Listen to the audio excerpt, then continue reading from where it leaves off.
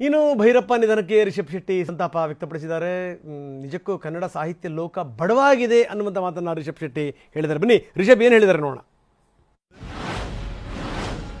ಕನ್ನಡ ಸಾಹಿತ್ಯ ಲೋಕದ ಮಹಾನ್ ಕಾದಂಬರಿಕಾರ ಡಾಕ್ಟರ್ ಎಸ್.ಎಲ್. ಭೈರಪ್ಪ ಅವರ ನಿಧನ ನಮ್ಮೆಲ್ಲರಿಗೂ ಅತೀವ ದುಃಖವನ್ನುಂಟು ಮಾಡಿದೆ.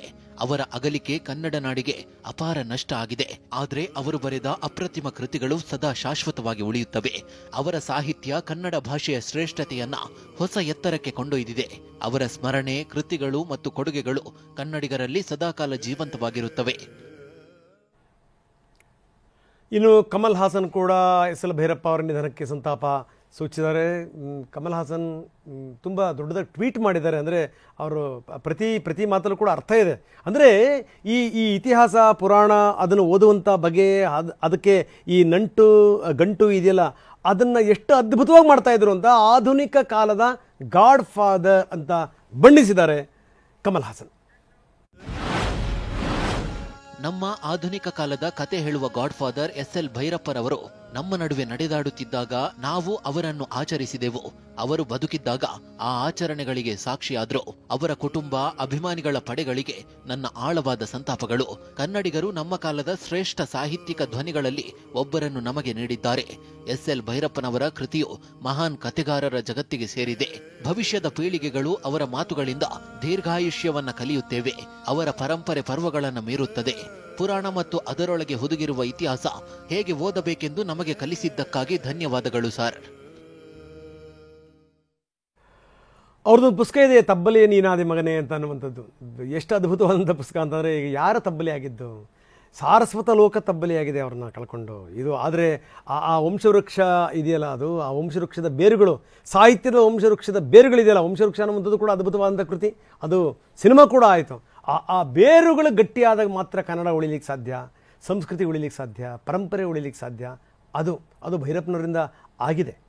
ಬನ್ನಿ, ಇದಕ್ಕೆ ಸಂಬಂಧಪಟ್ಟಂಗೆ ರಾಜಕೀಯ ನಾಯಕರುಗಳು ಮಾತಾಡಿದ್ದಾರೆ, ಏನು ಹೇಳ್ತಾರೆ ನೋಡೋಣ. ಭೈರಪ್ಪನವರು ಒಂದು ದೊಡ್ಡ ಕ್ರಾಂತಿಕಾರಿ ಸಾಹಿತಿ ಅಂತಲೇ ಹೇಳ್ಬೋದು. ಅವನು ನೇರ, ನಿರಂತರ, ಯಾರಿಗೂ ಕೂಡ ಎದುರದೆ ಅವರ ಅಭಿಪ್ರಾಯವನ್ನು ವ್ಯಕ್ತಪಡಿಸ್ತಾ ಇದ್ರು. ಇವತ್ತು ಅವರ ಹೆಸರು ಶಾಶ್ವತವಾಗಿ ಉಳ್ಕೊಂಡಿದೆ. ಅವರ ಆತ್ಮಕ್ಕೆ ಶಾಂತಿ ಸಿಗಲಿ. ಭೈರಪ್ಪನವರು ಶ್ರೇಷ್ಠ ಸಾಹಿತ್ಯವನ್ನ ಸೃಷ್ಟಿ ಮಾಡಿದ್ರು. ಸತ್ಯವನ್ನ ಹೆಕ್ಕಿ ತೆಗೆದು ಸಮಾಜವನ್ನ ಜಾಗೃತ ಮಾಡೋದ್ರಲ್ಲಿ ಬಹುದೊಡ್ಡ ಕೊಡುಗೆಯನ್ನ ಸಾರಸ್ವತ ಲೋಕಕ್ಕೆ ನೀಡಿದವು. ರಾಷ್ಟ್ರದ ಬಗ್ಗೆ, ರಾಷ್ಟ್ರ ಚಿಂತನೆಯ ಬಗ್ಗೆ, ರಾಷ್ಟ್ರಭಕ್ತಿಯ ಬಗ್ಗೆ ಗಟ್ಟಿ ಧ್ವನಿಯಾಗಿದ್ದ ಎಸ್.ಎಲ್. ಭೈರಪ್ಪನವರು ನಮ್ಮೆಲ್ಲರಿಗೂ ಮಾರ್ಗದರ್ಶನ ಮಾಡ್ತಾ ಇದ್ರು. ಮುಂದಿನ ಪೀಳಿಗೆಗೆ ಮುಖ್ಯವಾಗಿ ಶಾಲಾ ಕಾಲೇಜುಗಳಲ್ಲಿ ಮಾರ್ಗದರ್ಶನ ಮಾಡ್ತಾ ಇದ್ರು. ಯುವ ಸಮುದಾಯಕ್ಕೆ ರಾಷ್ಟ್ರೀಯತೆಯ ಪ್ರಜ್ಞೆಯನ್ನ ಮೂಡಿಸ್ತಕ್ಕಂಥದ್ರಲ್ಲಿ ಅವರ ಪಾತ್ರ ಅನನ್ಯವಾದದ್ದು. ಅವರ ನಿಧನ ನಮ್ಮೆಲ್ಲರಿಗೂ ಕೂಡ ನೋವನ್ನು ಉಂಟು ಮಾಡಿದೆ. ನಾವು ತೋರಿಸ್ತಾ ಇದ್ದೀವಿ ಬೆಂಗಳೂರಿನ ಆರ್ ನಗರದಲ್ಲಿರುವಂಥ ರಾಷ್ಟ್ರೋತ್ಥಾನ ಆಸ್ಪತ್ರೆಯಿಂದ ಅವರ ಬಾಡಿಯನ್ನು ಶಿಫ್ಟ್ ಮಾಡಲಾಗ್ತಾ ಇದೆ. ರವೀಂದ್ರ ಕಲಾಕ್ಷೇತ್ರದಲ್ಲಿ ಅಂತಿಮ ದರ್ಶನಕ್ಕೆ ವ್ಯವಸ್ಥೆ ಮಾಡಲಾಗಿದೆ. ಮಧ್ಯಾಹ್ನ 2 ಗಂಟೆ ತನಕ ಅಂತಿಮ ದರ್ಶನಕ್ಕೆ ಅವಕಾಶ ಇದೆ. ಎಂಥ ಬಳಗ ಅವ್ರದ್ದು, ಎಂಥ ಬಳಗ! ಪುಸ್ತಕಗಳಿಗೋಸ್ಕರ ಕಾದು ಕುತ್ಕೊಳ್ತಾ ಇದ್ರು ಓದುಗರು. ಬರೀ ಕರ್ನಾಟಕದಲ್ಲಿ ಮಾತ್ರ ಅಲ್ಲ ನೋಡಿ, ಕಮಲ್ ಹಾಸನ್ ಮಾಡಿರೋಂಥ ಟ್ವೀಟನ್ನು ನಾವು ನೋಡಿದ್ವಿ. ಎಂಥ ಅದ್ಭುತವಾದ ಮತ್ತು ಕತೆ ಹೇಳೋದು ಹೆಂಗೆ ಅಂತ ಇವ್ರು ನೋಡಿ ಕಲ್ತ್ಕೋಬೇಕು. ಅದಕ್ಕೆ ಅವ್ರು ಹೇಳ್ತಾರೆ, ಆಧುನಿಕ ಕಾಲದ ಕತೆ ಹೇಳುವಂಥ ಗಾಡ್ ಫಾದರ್ ಅಂತ ಅವ್ರು ಬಣ್ಣಿಸಿರೋದು. ಅವ್ರು ಬದುಕಿದಂಥ ಸಂದರ್ಭದಲ್ಲಿ ನಾವು ಅವ್ರನ್ನ ಆಚರಿಸಿದ್ವಿ. ಅವ್ರು ಬದುಕಿದಂಥ ಸಂದರ್ಭದಲ್ಲಿ ಅವರ ಆಚರಣೆಗಳಿಗೆ ಅವರು ಸಾಕ್ಷಿಯಾದರು. ಇದು ನೋಡಿ, ಅವರು ತಮ್ಮ ಹಳೆಯ ಡ್ಯಾಮೇಜನ್ನು ಸರಿ ಮಾಡ್ಕೊಳ್ಳುವಂಥ ಪ್ರಯತ್ನವನ್ನು ಕೂಡ ಮಾಡಿದ್ದಾರೆ. ಕನ್ನಡಿಗರು ನಮ್ಮ ಕಾಲದ ಶ್ರೇಷ್ಠ ಸಾಹಿತ್ಯಿಕ ಧ್ವನಿಗಳಲ್ಲಿ ಒಬ್ಬರು ನೀಡಿದ್ದಾರೆ ನಮಗೆ ಅನ್ನುವಂಥ ಮಾತನ್ನು ಕಮಲ್ ಹಾಸನ್ ಹೇಳಿರೋದು. ಇದು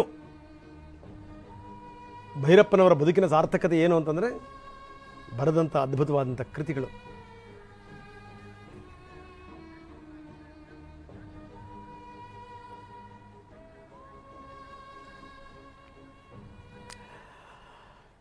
ಇನ್ನು ಸ್ವಲ್ಪ ಹೊತ್ತಿಗೆ ರವೀಂದ್ರ ಕಲಾಕ್ಷೇತ್ರಕ್ಕೆ ಶಿಫ್ಟ್ ಮಾಡಲಾಗ್ತಾ ಇದೆ. ಅಲ್ಲಿ ಮಧ್ಯಾಹ್ನ 2 ಗಂಟೆ ತನಕ ಅಂತಿಮ ದರ್ಶನಕ್ಕೆ ಅವಕಾಶ ಇದೆ. ಇದರ ಕ್ಷಣದ ಅಪ್ಡೇಟನ್ನು ನಾವು ಕೊಡ್ತೀವಿ. ಆದರೆ ಅದಕ್ಕಿಂತ ಮೊದಲು ಒಂದಿಷ್ಟು